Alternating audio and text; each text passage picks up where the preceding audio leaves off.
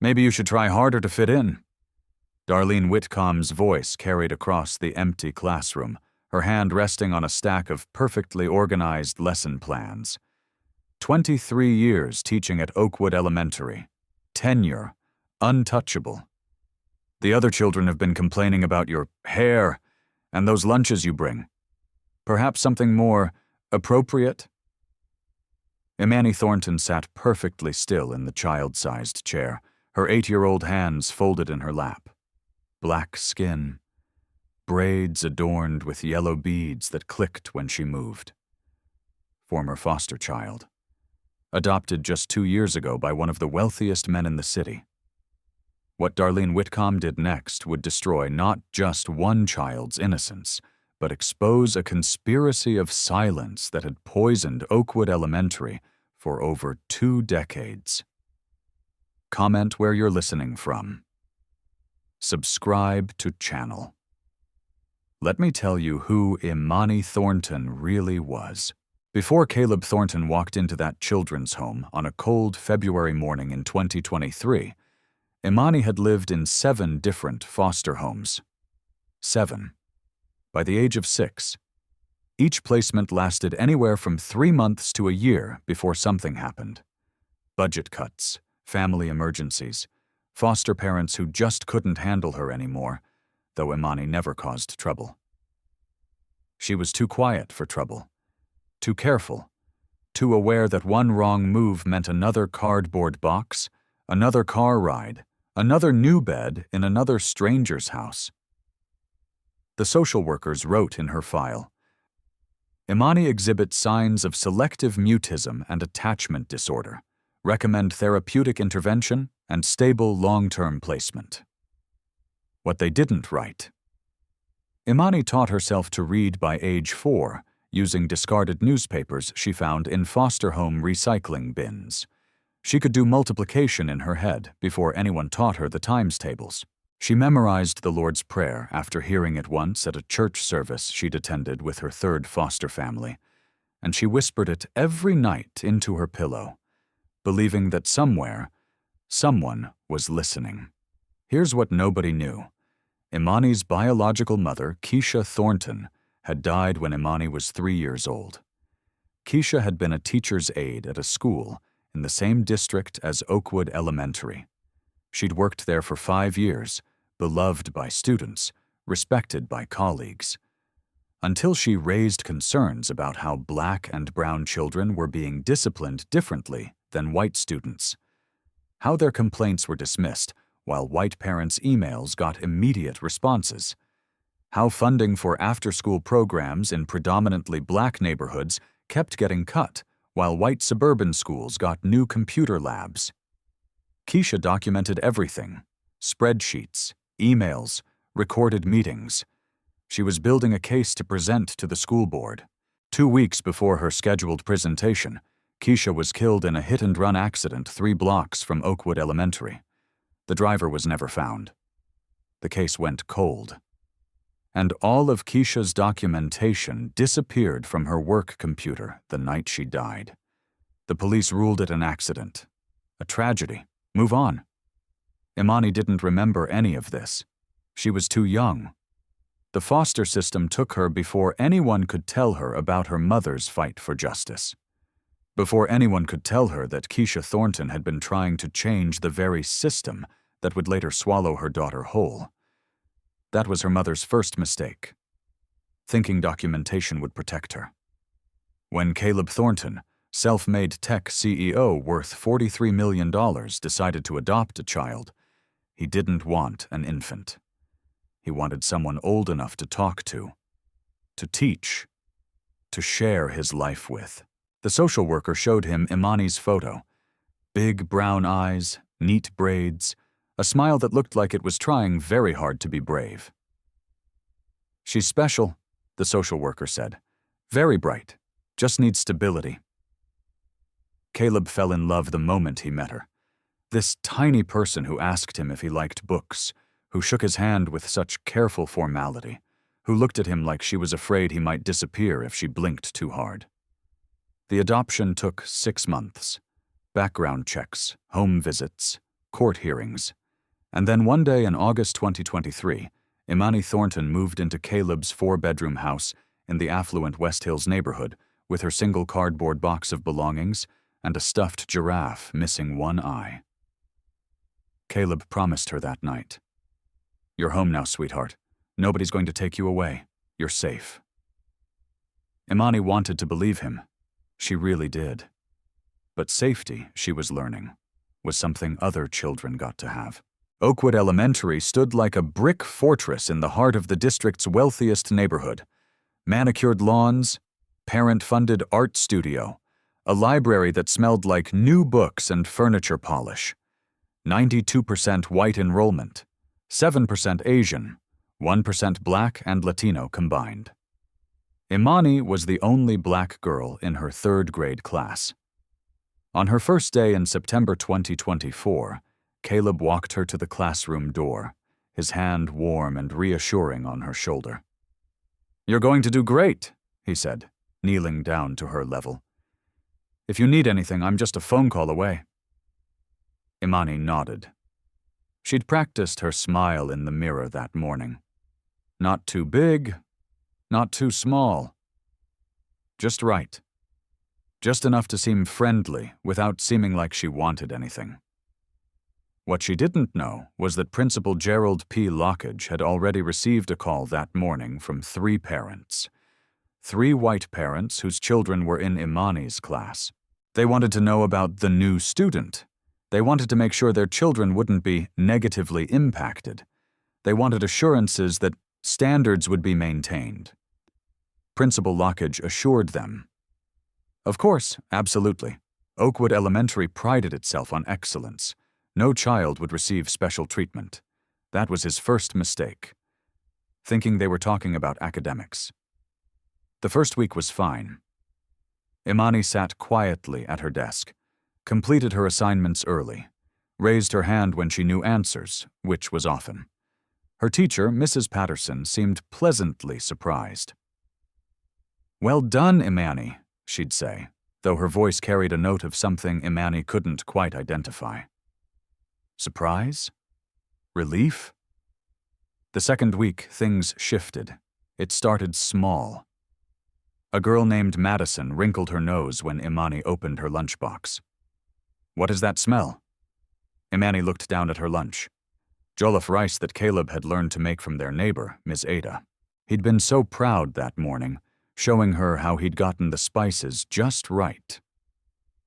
"It's rice," Imani said softly. "It's weird," Madison announced to the table. "My mom makes normal food."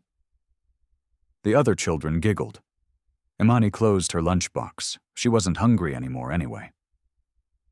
That afternoon, during art class, a boy named Trevor asked loudly, "Why is her hair like that? It looks like rope." Mrs. Patterson glanced up from grading papers. "Trevor, that's not appropriate." But her voice lacked conviction, and she returned to her work without making him apologize or move seats or face any consequence at all. Imani touched her braids. Caleb had spent an hour that morning watching YouTube tutorials, his large hands working carefully to create neat plaits adorned with the beads she'd chosen. Yellow, because yellow was happy. She didn't touch her braids anymore that day. Or the next. Or the next. By week 3, a pattern had emerged. When Imani raised her hand, Mrs. Patterson called on her less and less. When she finished assignments early, instead of praise, she received extra work. "To keep you busy," Mrs. Patterson explained with a tight smile. During recess, the other children played together while Imani stood by the fence, watching. Once, she approached a group of girls jumping rope. "Can I play?" They looked at each other. Madison spoke for the group. "We already have enough people." There were 3 of them. The rope required 2. Math was Imani's best subject. She went back to the fence. In the cafeteria, things were worse, much worse. Mini cliffhanger. Darlene Whitcomb took over cafeteria duty in October. Budget cuts meant fewer staff, so teachers rotated through lunch supervision. Darlene took the assignment seriously. She believed in maintaining order, maintaining standards, making sure these children understood how to behave in civilized society. She noticed Imani immediately, the only dark face in a sea of pale ones, the child who sat alone, while others clustered in groups, the girl who ate strange-smelling food and wore her hair in styles Darlene had only seen in magazines about ethnic culture. Darlene watched as children walked past Imani's table, making comments just loud enough to hear. Silent girl. Charity case. Why doesn't she ever talk? Bet her dad adopted her to look good. And Darlene watched, just watched. Occasionally she'd call out, "Inside voices, children," when the cafeteria got too loud. But she never addressed the specific comments, never moved to sit with Imani, never asked if anyone was bothering her. Because, Darlene reasoned, children needed to learn to handle social situations on their own. Coddling them wouldn't help. The real world was tough. Better they learn now. That's what she told herself. That's what they all told themselves.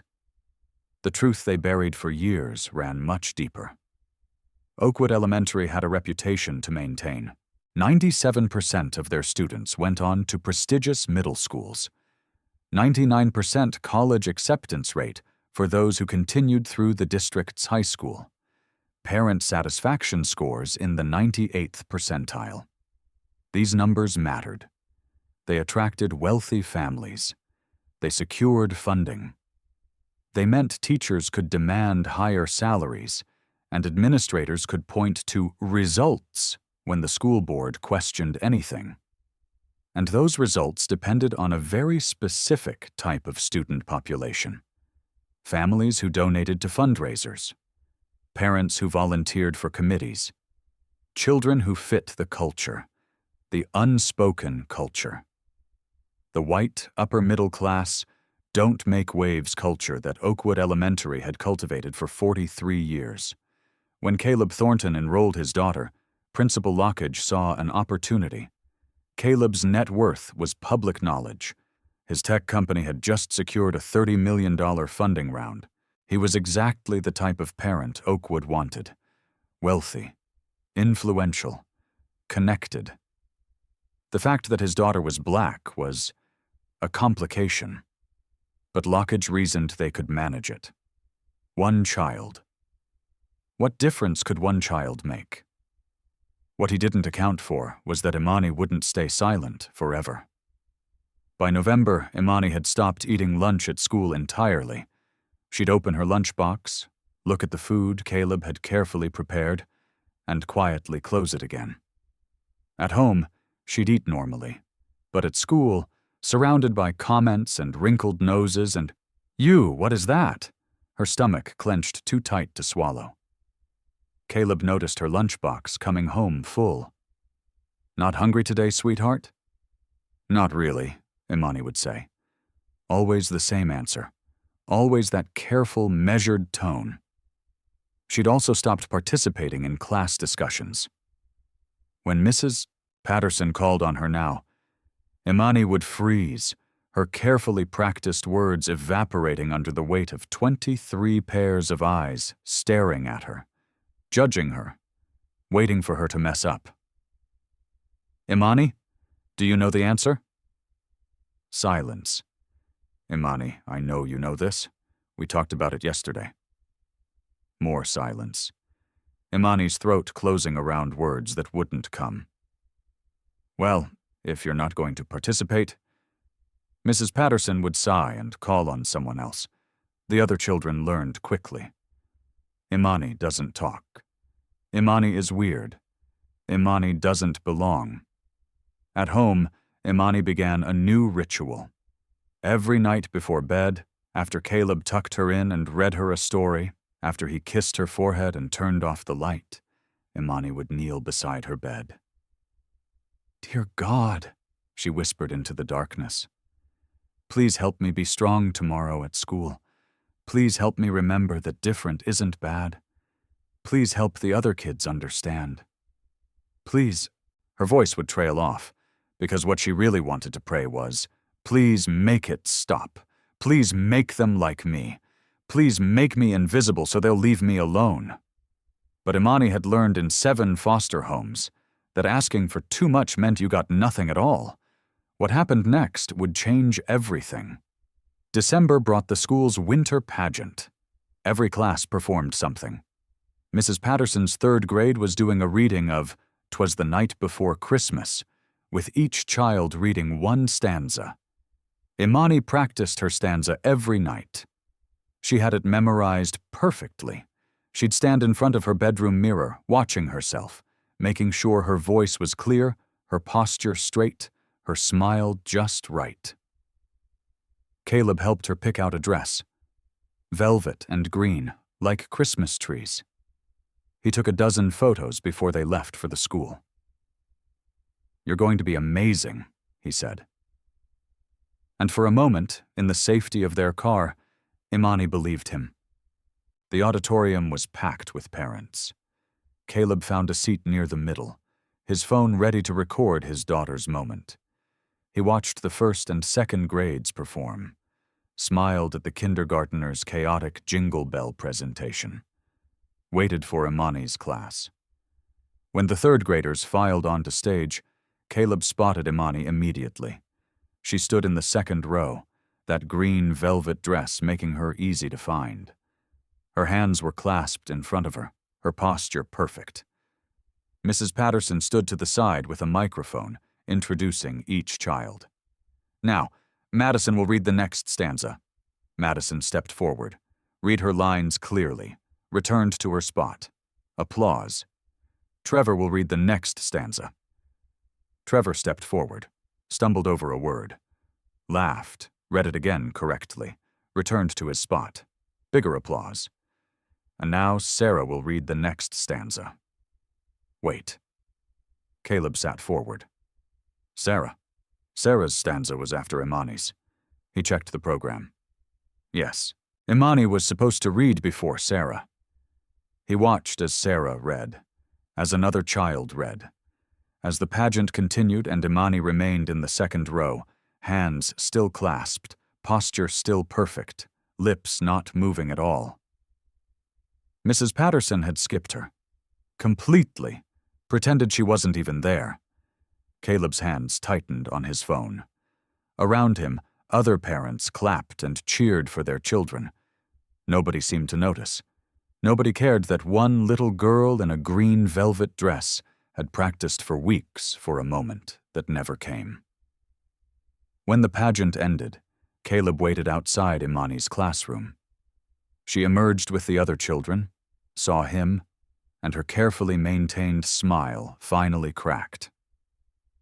"I forgot my lines," she whispered. "What?" "Mrs. Patterson asked me this morning if I was ready, and I said yes. But then she said maybe it would be better if Sarah did my part, too, just in case I forgot during the show. And I said, okay." Caleb knelt down, his heart breaking. "Sweetheart, you knew those lines perfectly." "Mrs. Patterson said I seemed nervous. She said it was okay. Lots of children get stage fright." Imani's voice was barely audible. "She said she was just trying to protect me from embarrassment." This is when everything changed. That night, Caleb couldn't sleep. He kept replaying the moment. Imani's face when she realized she'd been skipped. Mrs. Patterson's casual dismissal disguised as protection. The way none of the other parents noticed, or if they did, didn't care. He'd been telling himself that Imani was just adjusting, that she was shy, that starting a new school was hard for any child, let alone one who'd been through the foster system. But this was different. This was deliberate. The next morning, Caleb made a decision. He cleared his schedule, told his assistant he was taking a personal day, and at 11:45 a.m., he drove to Oakwood Elementary. The secretary barely looked up when he signed in. "Here for lunch with your daughter? Lots of parents do that around the holidays." Caleb took his visitor's badge and walked toward the cafeteria. The sound of children's voices grew louder. He paused at the door, taking a breath, and stepped inside. The cafeteria was chaos. Organized chaos, but chaos nonetheless. Children at tables, teachers monitoring from the sides, the smell of pizza and chocolate milk and hand sanitizer. And there, near the back wall, sitting completely alone at a table meant for 6, was Imani. Caleb found a spot against the wall where he could see her without being seen. Watched as she went through the lunch line, her movements careful and small, like she was trying not to take up space. Watched as she carried her tray to that empty table. Then he heard it. Look who it is. Silent girl. A cluster of children at a nearby table, pointing, giggling. Hey, Thornton, why don't you ever talk? Cat got your tongue? Imani's shoulders hunched. She didn't respond. Didn't look up. Just sat down and started arranging her food with precise, deliberate movements. What's in your lunch today? Bet it's weird like yesterday. More laughter. Caleb's hands clenched. But he didn't move. He needed to see. Needed to understand the full scope. A girl with blonde pigtails walked past Imani's table. Those braids look like spider legs. And what kind of last name is Thornton for someone like her, anyway? That's when Caleb saw Darlene Whitcomb. She stood about 15 feet away, near the trash bins, looking directly at the interaction. She saw the children mocking Imani, heard every word, and did nothing. She glanced down at her phone, scrolled, glanced back up, then walked in the opposite direction toward a group of teachers at the far wall. Caleb felt something hot and hard settle in his chest. This wasn't neglect. This was choice. Active choice to ignore what was happening right in front of her. Mini cliffhanger. Someone bumped into Imani from behind. Not quite accidentally. Her tray shifted. Water sloshed onto her sleeve, darkening the fabric of her carefully pressed uniform. Oops, came the mock-innocent voice. Didn't see you there.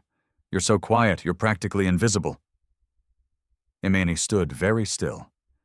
Caleb could see her chin trembling, could see her hands tighten on her tray, could see her fighting every instinct to cry or run or scream.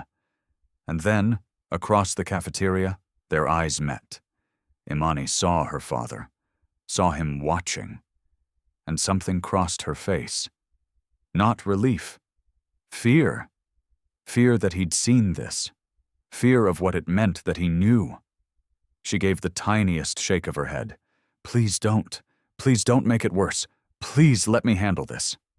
His 8-year-old daughter was begging him not to rescue her because she'd learned that rescue meant being the problem. Meant being the one who couldn't handle normal kid interactions. Meant proving everyone right about her not belonging. Caleb forced himself to stay still. To honor her silent plea. To watch as she finished her lunch in that corner, as children continued their casual cruelty. As adults continued their casual blindness. When the lunch bell rang, students filed out. Imani dumped more than half her lunch in the trash and disappeared into the crowd. Caleb remained in the cafeteria long after it emptied, sat down at that table where his daughter had eaten alone, ran his hand across the surface, and tried to imagine doing this every day, being 8 years old and facing this every day. His phone buzzed, work emails, meeting reminders, the world continuing like normal. But nothing was normal anymore. That afternoon, Caleb went straight to the school's administrative office. I need to see Principal Lockage. The secretary checked her computer. He's available at 3:30. Would you like to schedule? I'll wait. At 3:35, Gerald P. Lockage emerged from his office, his smile practiced and professional. Mr. Thornton, what a pleasant surprise. Please come in. Lockage's office screamed authority. Degrees on every wall, a desk too large for the space, chairs positioned so visitors sat slightly lower, literally looking up at him. I was at lunch today, Caleb said without preamble. I watched children mock my daughter. I watched a teacher ignore it completely. Lockage's smile didn't waver. I see. And which teacher was this? Darlene Whitcomb. Ah, yes, Mrs. Whitcomb, one of our most experienced staff members, 23 years here at Oakwood. Lockage leaned forward, hands clasped. Mr. Thornton, I understand you're concerned, but children at this age are learning to navigate social relationships. Sometimes what appears to adults as bullying is really just social adjustment. Social adjustment. Caleb's voice was flat. My daughter sits alone every day. Children mock her food, her hair, her very existence, and your teacher scrolls through her phone. Now, bullying is quite a serious accusation. Lockage's tone shifted, just slightly. Warning. What we've observed are normal social dynamics. Children this age can be exclusive, yes, but they're learning. We've made significant accommodations already. The lunch seating arrangements, the support programs you've generously sponsored. There it was. The reminder. You're a donor. You've been welcomed here. Don't bite the hand. We must be careful, Lockage continued, not to create an oversensitive environment. Sometimes well-meaning parents can inadvertently escalate situations that would naturally resolve themselves. The threat was subtle but clear. Push too hard, and things get worse for Imani. The school would brand her as the problem child whose father couldn't let normal social development happen. Caleb stood. I appreciate your time. Lockage's smile returned. We all want what's best for the children. I'm sure you'll consider carefully how to proceed.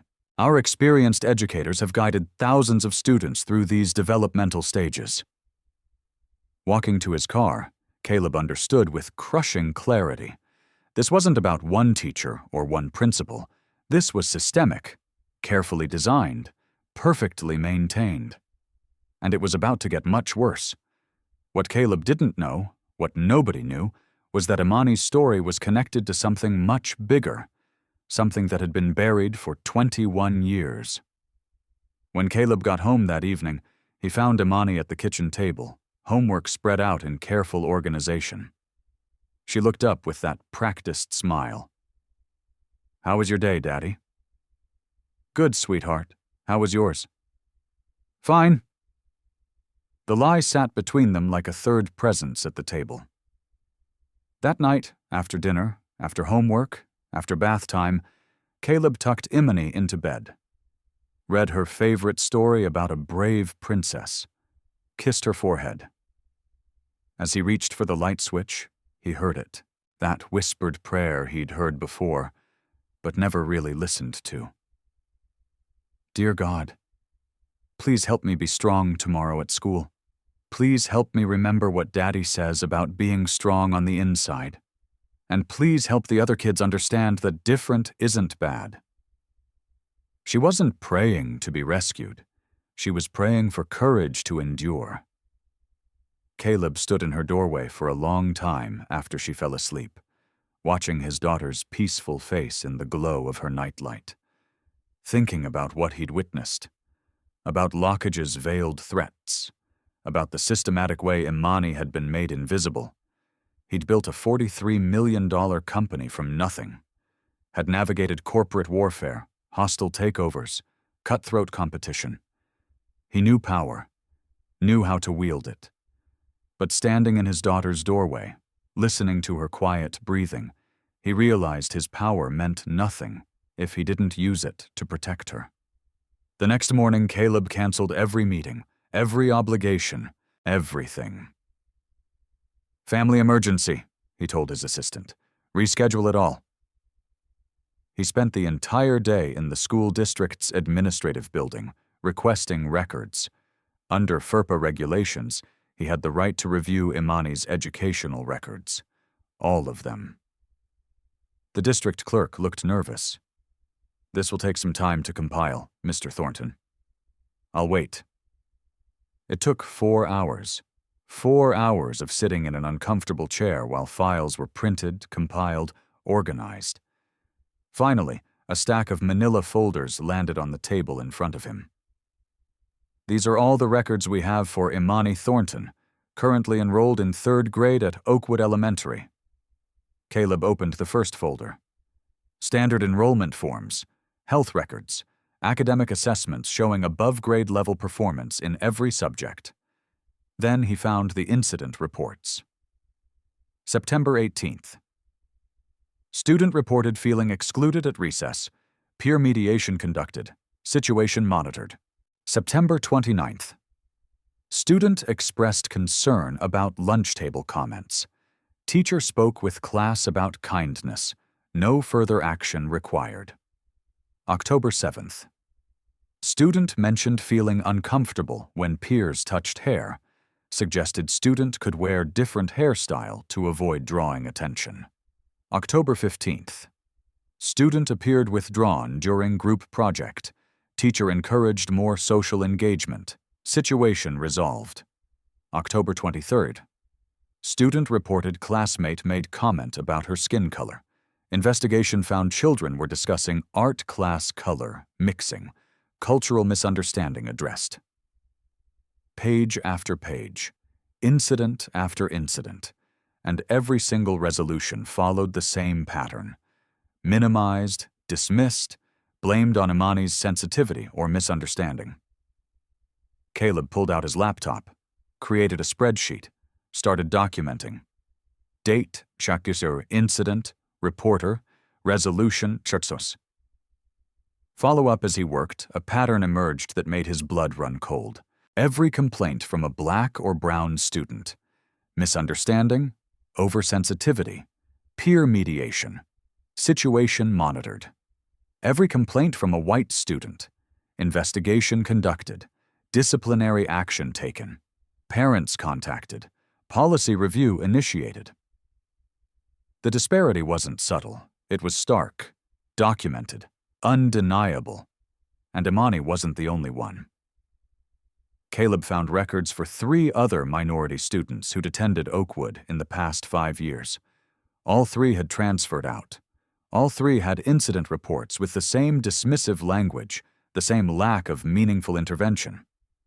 He dug deeper, requested anti-bullying policies, diversity training records, staff disciplinary files. What he found was a school that talked extensively about inclusion in its glossy brochures and parent newsletters, but whose actual practices told a different story entirely. Outdated diversity training materials from 2009, anti-bullying policies with vague language and no specific consequences, staff files showing 0 disciplinary actions for bias-related incidents in 15 years. This was intentional, systematic, protected. The truth they didn't want you to know ran even deeper. That evening, Caleb sat in his home office, surrounded by documents and printouts. His phone rang. His friend Marcus, another CEO who served on several school boards. "Heard you're making waves at Oakwood," Marcus said. "Word travels in these circles." "They're systematically mistreating minority kids, Marcus." "I believe you. I've seen it before." Marcus paused. "Look, there's an opening at Riverside Academy. Their diversity initiatives are actually meaningful. I could make a call, get Imani in there for next semester." Caleb rubbed his temples. "You think I should move her?"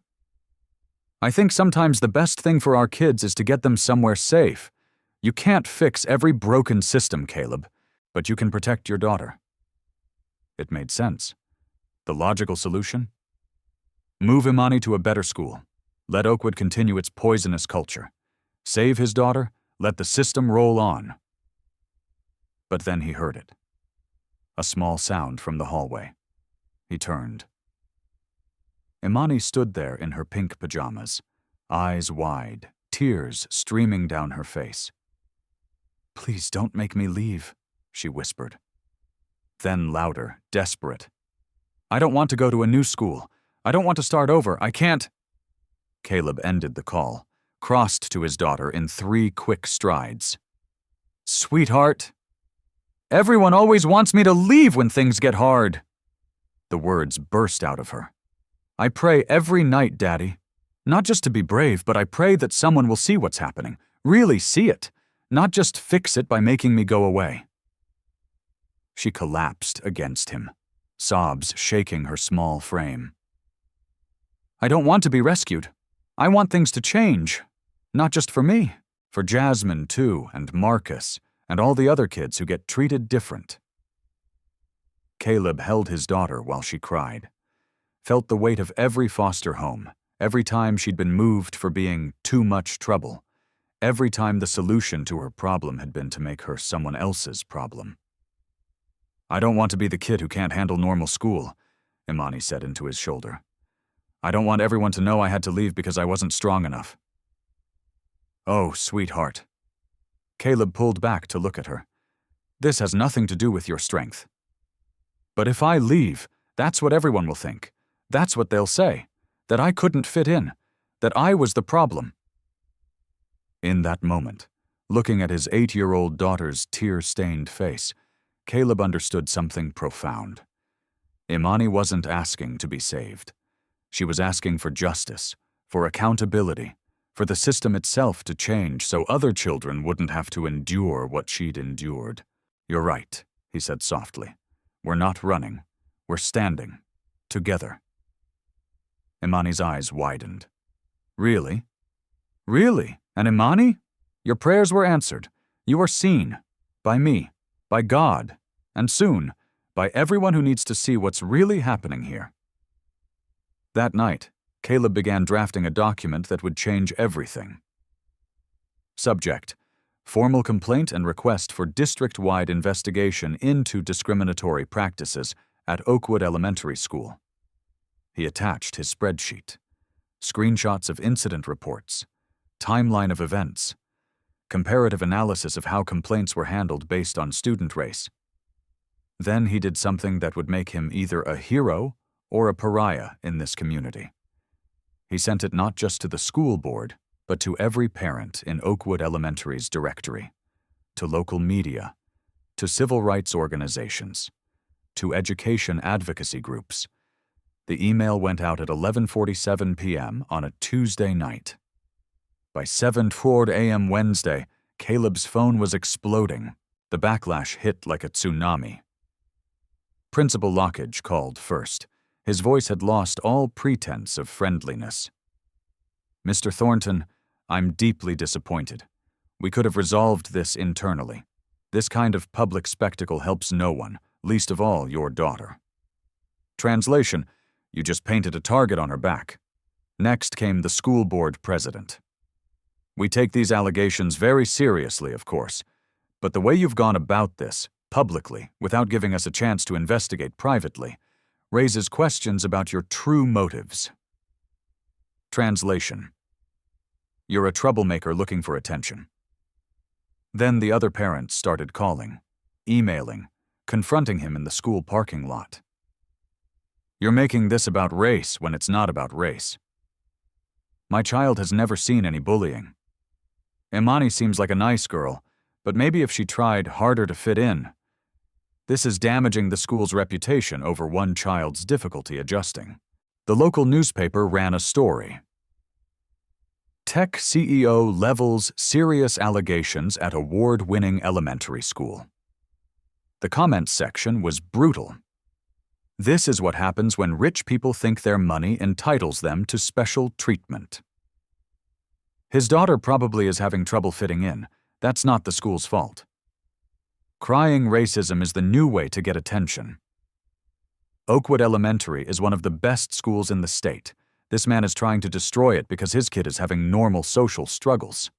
Caleb watched the narrative shift in real time. He'd provided evidence, documentation, timeline, patterns, and somehow he'd become the villain. A local talk radio host invited Darlene Whitcomb on his show. She accepted.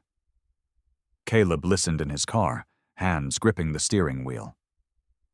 "I've been a teacher for 23 years, Darlene said, her voice trembling with emotion. "I have dedicated my life to these children, all of them. To be accused of racism. when all I've ever done is try to help kids navigate difficult social situations." She actually cried on air. Real tears. The host rushed to comfort her. "It sounds like you're the real victim here," he said. "I just want to teach," Darlene sobbed. "I never wanted this kind of attention. I never wanted to hurt anyone." The narrative was set. Overzealous minority parent attacks beloved teacher. Rich outsider tries to bully school into giving his daughter special treatment. Political correctness gone mad. What happened next would prove them all wrong. Caleb's email had reached more people than just angry white parents and defensive administrators. It had reached Tanya Reeves.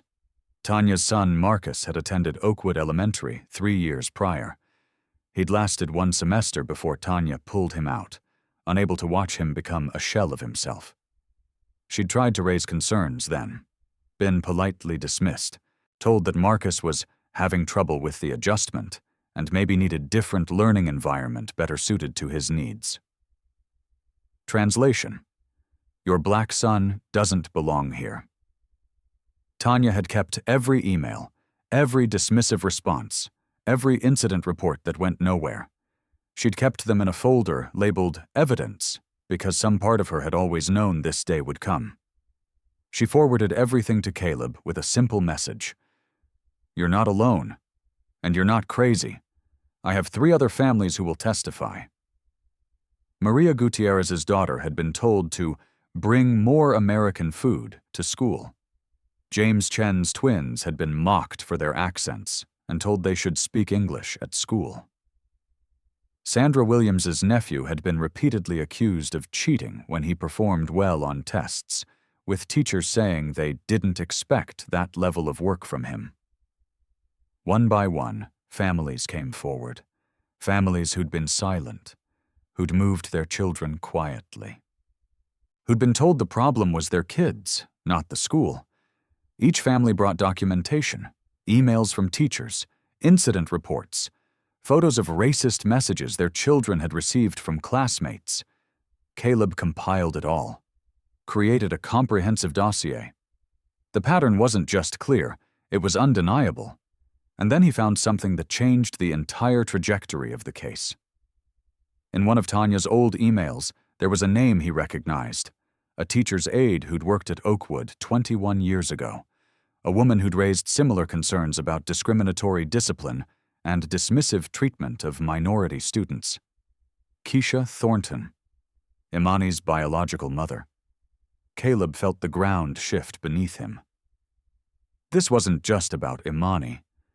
This was about finishing what her mother had started, what her mother had died trying to expose. He hired a private investigator to dig into Keisha's case. What he found made him physically ill. Keisha had been building a presentation for the school board in 2004. She'd documented 3 years of discriminatory practices. She'd collected testimony from other staff members who'd witnessed bias. She'd prepared to blow the whistle on a system that protected white children while marginalizing students of color. 2 weeks before her scheduled presentation, Keisha died in a hit-and-run accident. The police report was cursory. Tragic accident, no witnesses, driver unknown. All of Keisha's documentation had disappeared from her work computer the night she died. Her personal files at home had been burglarized the following week. Nothing else was taken. Just her files. The investigator found one person willing to talk on record. Ruth Ann Sir, the cafeteria worker who'd been Keisha's friend, who'd helped her document incidents, who'd seen what happened to women who spoke up against Oakwood Elementary. "I wanted to testify back then," Ruth Ann said, her voice shaking. "But I was scared. I had 3 kids of my own to feed. They made it clear that anyone who supported Keisha's claims would lose their job. So I stayed quiet, and I've regretted it every single day since." Ruth Ann had watched Imani suffer in the cafeteria, had wanted to help but remembered what happened to the last person who tried to change the system. "When I saw your daughter," Ruth Ann told Caleb, "I saw Keisha. Same quiet strength, same dignity, and I knew I couldn't stay silent anymore. Not again. This is when Caleb made a choice that would cost everything. He called for a public forum, not a private meeting, not a behind-closed-doors negotiation, a public, on-record forum where parents, teachers, and administrators would have to face the truth in front of witnesses. The school board tried to refuse. This is inflammatory, counterproductive. Caleb's response was simple. Then I'll hold it myself. I'll rent a venue. I'll invite the media. I'll make sure every family in this district sees what you've been hiding. Your choice, participate officially or watch it happen anyway. They chose to participate. The forum was scheduled for a Tuesday evening at the Central Library's community room. Neutral ground. In the 2 weeks leading up to it, Caleb received threats. His company's Yelp page was bombed with 1-star reviews. Someone slashed his tires. A brick went through his home office window with a note, "Leave Oakwood alone." Imani asked him one night, voice small, "Daddy, are we doing the right thing?" Caleb knelt down to her level. "What do you think?" She was quiet for a long moment, then, I think sometimes doing the right thing is scary. And expensive. And makes people mad at you. But it's still right." "Where did you learn that?" "From you," she said simply. "And from Mommy's prayers." She meant her bedtime prayers, but Caleb heard something else. Keisha's prayers, Keisha's fight, continuing through her daughter. The night of the forum arrived. The community room was packed, every seat filled, people standing along the walls, media cameras in the back, school board members at a table in front, looking grim. Principal Lockage sat in the first row, his face a mask of professional concern. Darlene Whitcomb sat near the middle, surrounded by other teachers. Caleb and Imani entered together. The room fell silent. Every eye tracked them to their seats. The school board president called the meeting to order. "We're here tonight to discuss concerns raised by Mr. Caleb Thornton regarding practices at Oakwood Elementary. Mr. Thornton, you have the floor." Caleb stood. Didn't look at his notes. He'd lived this story for months now. "My name is Caleb Thornton. 2 years ago, I adopted an 8-year-old girl named Imani. I thought I was giving her a safe home and a good education. What I gave her was a front-row seat to the same systematic discrimination that killed her biological mother 21 years ago." Gasps rippled through the audience. Lockage sat forward sharply. Caleb continued. "Imani's mother, Keisha Thornton, worked as a teacher's aide at Oakwood Elementary in 2004. She documented the same patterns I've documented now. Different treatment based on race. Dismissal of minority students' complaints. Protection of white children, while children of color were labeled as problems. Keisha was preparing to present her findings to this very school board. She died in a hit-and-run 2 weeks before that presentation. Her documentation disappeared." He pulled out a stack of papers.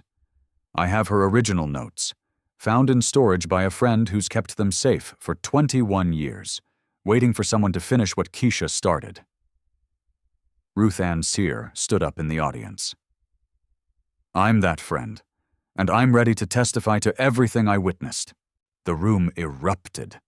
The board president banged his gavel. "Order! We will have order!" Caleb waited for silence. Then he began presenting evidence. Not just from Imani's case, but from 15 families spanning 20 years. A pattern so clear, so documented, that denial became impossible. He showed the spreadsheet comparing how complaints were handled based on student race, showed the incident reports with their dismissive language, showed emails from teachers using coded language about cultural fit and family expectations. Tanya Reeves stood. "My son Marcus came home crying 3 times last week. Each time he begged me not to say anything because it would make things worse.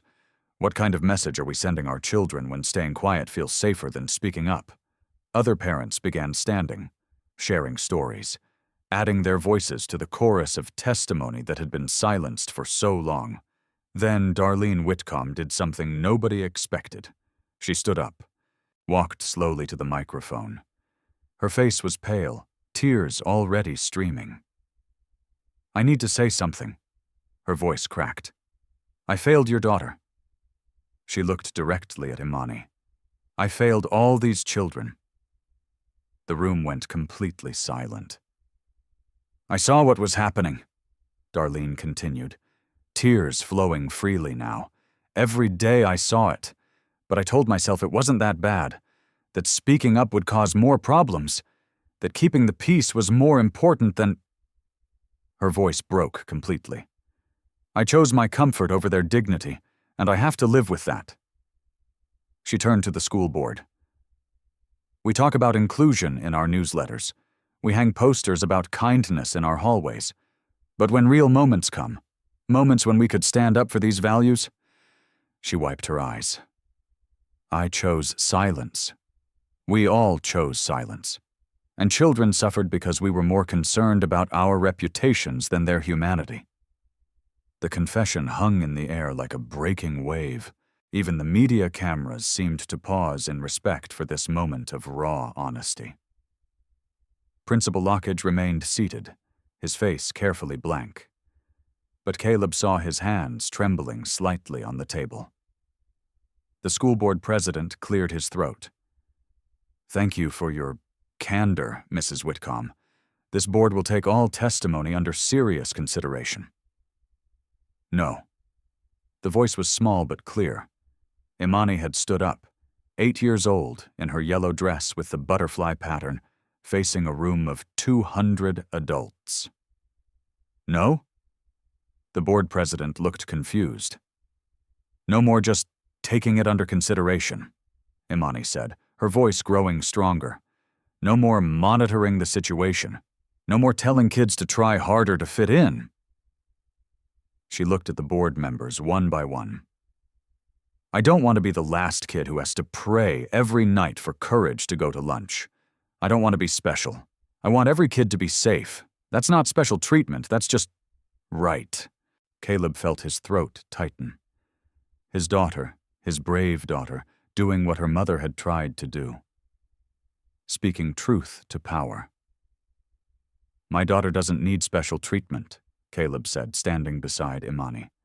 "Every child in this school deserves to feel safe. Every child deserves to be seen and heard.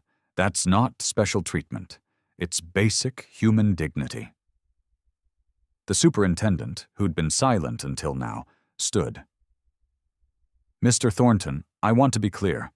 We've initiated a full investigation based on the materials you've provided. Our preliminary findings are troubling." She pulled out a folder. "As of this morning, we've received Principal Gerald Lockridge's resignation letter. We're bringing in an independent review board to examine all disciplinary and incident reports from the past 10 years. And we're announcing mandatory cultural competency training for all staff, monthly parent oversight meetings, and clear reporting procedures for bias-related incidents." Lockridge's face went white. Around the room, teachers shifted uncomfortably. "Additionally," the superintendent continued, "we'll be conducting a complete review of how we've handled past complaints. Any staff member found to have deliberately dismissed or buried legitimate concerns will face disciplinary action up to and including termination." This was it.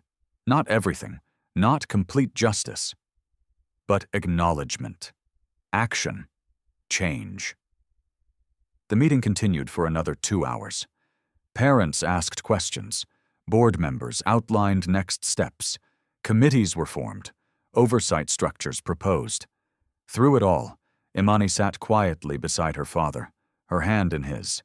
Not victorious, not triumphant. Just present, witnessed, finally seen. As people filed out, several parents approached them. Some apologized. Others thanked them. A few still looked angry, unconvinced. Darlene Whitcomb came last. She knelt down in front of Imani. "I'm so sorry," she said simply. "You deserved better, and I promise you, I'm going to do better. Not just say it, do it." Imani looked at her teacher for a long moment. Then she nodded. "Okay." Not forgiveness, not absolution, just acknowledgement that change was possible, that people could choose differently. Walking to their car that night, Caleb asked, "How do you feel, sweetheart?" Imani was quiet for several steps. Then, "Tired, but lighter? Like I've been carrying something heavy and I can finally put it down." "You don't have to carry it alone anymore," Caleb said, "and neither does any other child at that school." But the story didn't end there. Because individual justice is one thing, systemic change is another entirely. Over the next 3 months, the investigation uncovered more than anyone expected. It wasn't just Oakwood Elementary. It was a pattern across the entire district. Schools with predominantly white populations showing the same dismissive treatment of minority students, the same coded language in incident reports, the same protective culture around staff who maintained the status quo. The review board found that over a 15-year period, not a single teacher had been disciplined for bias-related incidents. 0. Despite dozens of complaints, despite documented evidence, despite patterns that should have triggered intervention years ago, they found that wealthy white parents had essentially captured the school board through donations and fundraising. That schools competed for these families by maintaining an environment that catered to their comfort, even when that comfort came at the cost of other children's dignity. They found budget allocations that heavily favored schools in wealthy neighborhoods while underfunding schools with more diverse populations. Resources flowing to where complaints came from parents with lawyers and connections, while complaints from marginalized families went into files and died there. The investigation revealed a machine. Not a conspiracy of individuals, but a system designed to protect itself by protecting the people who fed it money and political support. Imani's case became a catalyst, but it was just the beginning. Local news became national news. Civil rights organizations got involved. The Department of Justice opened an investigation into the district's civil rights compliance.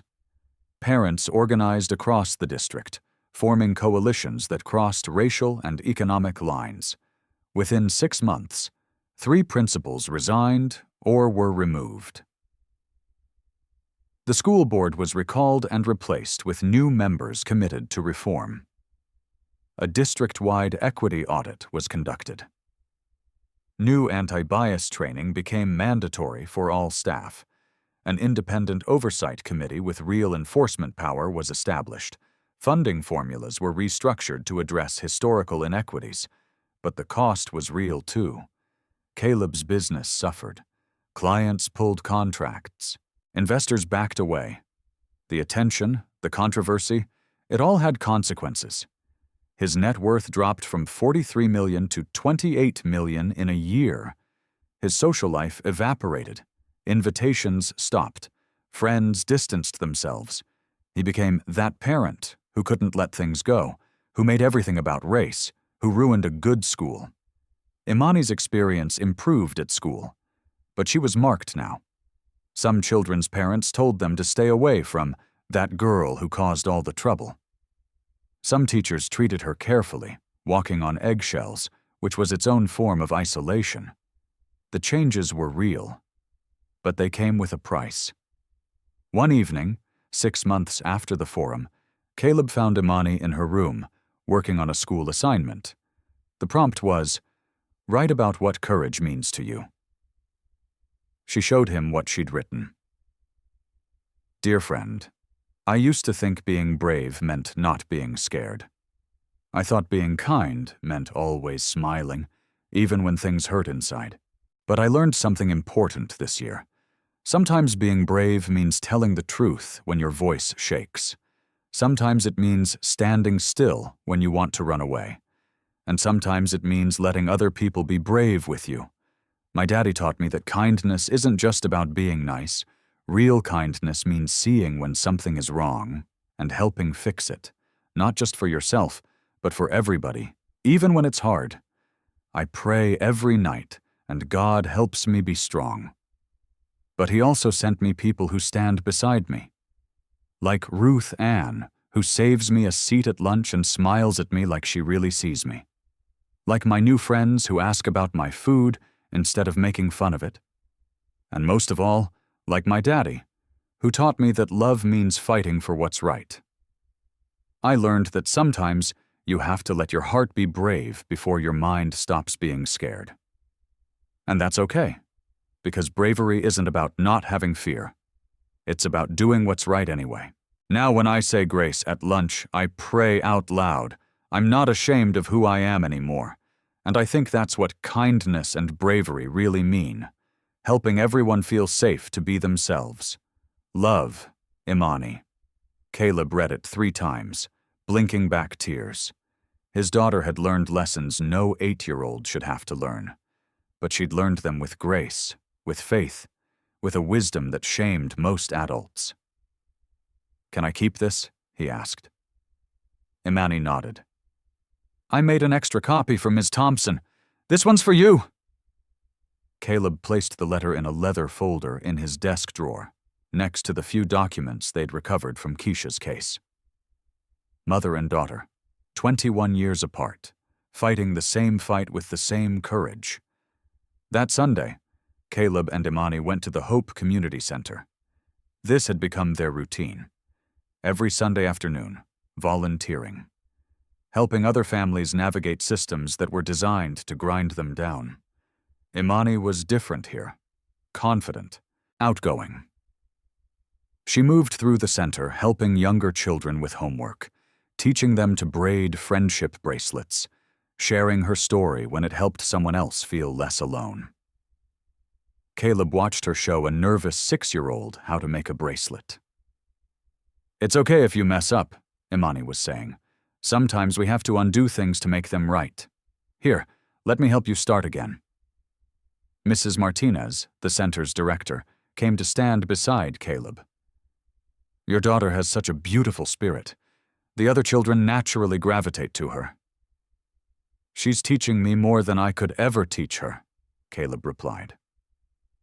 "Being brave isn't about being strong all by yourself," Imani's voice carried across the room as she worked with the younger children. "It's about helping others find their strength too." The afternoon light painted the community center in warm gold. Children's laughter mixed with quiet conversations. Volunteers sorted donated supplies. Families helped each other navigate paperwork, share resources, build networks of support. This was the work that mattered, Caleb realized. Not just changing one school or one policy, but building communities where people looked out for each other, where individual battles became collective action, where the next child facing injustice wouldn't have to start from zero, because others had paved the way.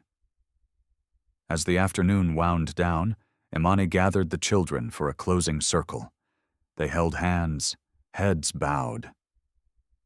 "Dear God," Imani's voice was clear and strong, "thank you for this beautiful day, and for all our new friends. Thank you for teaching us that love is stronger than fear, and that every person deserves to be treated with kindness.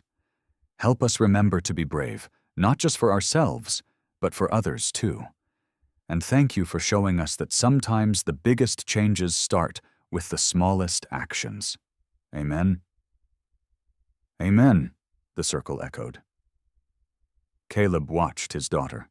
This child who'd survived 7 foster homes, who'd lost her mother to a fight for justice, who'd endured months of systematic cruelty disguised as social adjustment, who'd found the courage to stand up and demand better, not just for herself, but for everyone. She was whole, not unscathed, but whole. The system hadn't broken her. It had revealed her strength. As they drove home that evening, Imani hummed along to the radio. Then, out of nowhere, "Daddy, Do you think Mommy would be proud? Caleb's throat tightened. Your birth mother? Yeah, Miss Ruth Ann told me about her, about how she tried to make things better at the school. I think, Caleb said carefully, that your mother would be incredibly proud. You finished what she started. Imani was quiet for a moment. I think maybe that's why God put us together. So her fight didn't end, so someone could finish it. The simple faith in her voice, the quiet certainty that her life had purpose, that her suffering had meaning. It destroyed him and remade him all at once. Maybe you're right, sweetheart. And Daddy? Her voice grew softer. Thank you for not making me leave, for fighting instead of running. You taught me to fight, Caleb said. Your courage made me brave. They drove the rest of the way in comfortable silence, the evening light painting everything in gold. Let me ask you something. How many Imanis are sitting in schools right now, praying for someone to see them? How many children are learning that silence is safer than truth? How many parents are being told their concerns are overreactions? Their children are too sensitive. Their complaints are making things worse. How many Keishas have been silenced before they could finish their fight? The system that tried to break Imani isn't unique to Oakwood Elementary. It's everywhere. In schools that claim color blindness while disciplining black children at 3 times the rate of white children. In workplaces that tout diversity while systematically underpaying and undervaluing employees of color. In institutions that celebrate inclusion in their mission statements while protecting the status quo in their actual practices. The machine runs on silence, on isolated families fighting alone, on parents who don't have the resources or support to challenge the system, on the belief that if you just try hard enough to fit in, if you just make yourself small enough, quiet enough, acceptable enough, eventually you'll be safe. But Imani proved something different. She proved that safety doesn't come from silence, it comes from truth, from documentation, from communities standing together, from refusing to let injustice hide behind polite language and professional smiles. She proved that an 8-year-old girl with faith and a father who believed her could change a system that had protected itself for 21 years. So let me ask you, have you seen this? Have you witnessed it? A child who suddenly stops talking about school, who brings home full lunchboxes, who flinches at questions about friends, who prays for courage instead of joy. A colleague whose good ideas are ignored until a white coworker says them. A neighbor whose legitimate complaints are dismissed as overreactions. A friend who's exhausted from being the only one in their space. Have you been that child? That colleague? That neighbor? That friend? Drop your story in the comments. Because every story matters. Every witness counts. Every voice that refuses to stay silent weakens the machine. Share this story. Not the sanitized version. The real version. The one that makes people uncomfortable because discomfort is the price of change. Because here's the truth they don't want you to know. Systems don't change because people in power suddenly develop consciences. They change because enough voices get loud enough that silence becomes more expensive than action. Imani's mother learned that the hard way. Imani learned it too. But the difference is that Imani didn't fight alone. She had her father, she had Ruth Ann, she had Tanya and Maria and James and Sandra. She had a community that grew around her courage until the truth couldn't be buried anymore. You have that same power. To see, to witness, to document, to stand with the Imanis in your world who are praying someone will notice their pain. The question is, will you subscribe to channel? Because every child deserves to pray for joy, not courage. Every family deserves justice, not just survival. Every system that protects prejudice over people deserves to be exposed and dismantled. Stay just, stay loud, stay free, And remember Imani Thornton, 8 years old, former foster child, adopted daughter, survivor of systematic discrimination, and the girl who proved that sometimes the smallest voices carry the most powerful truths. Her mother's fight wasn't finished in 2004. But it's not over now either, because systems like the one at Oakwood Elementary still exist, still operate, still grind down children who deserve better. The only question is, will you be the one who sees? Who acts? Who refuses to let another child sit alone at lunch while adults scroll through their phones? Will you be the Ruth Ann who finally speaks up? The Caleb who uses privilege to amplify truth? The Tanya who keeps receipts until the day someone's ready to listen? Or will you be one more person who looks away, who thinks it's not that bad, who chooses comfort over justice? Imani made her choice at 8 years old. She chose truth over safety, courage over invisibility, justice over peace. What will you choose? The machine is still running, but it runs on silence, and silence, it turns out, is a choice too.